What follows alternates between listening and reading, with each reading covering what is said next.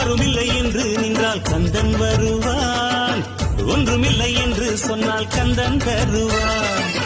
துன்பம் என்று வந்தால் அங்கே வேலன் வருவான், வெற்றிகளை அள்ளி அள்ளி கையில் தருவான்.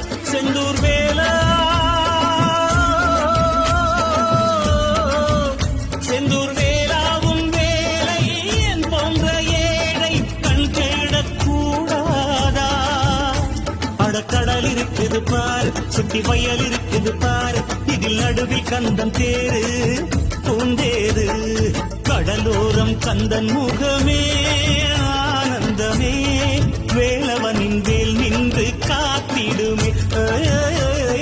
பனையோரம் மோதும் ஒலியே ஓம் என்றுதான் காற்றோடு எப்போதும் கேட்டிடும்.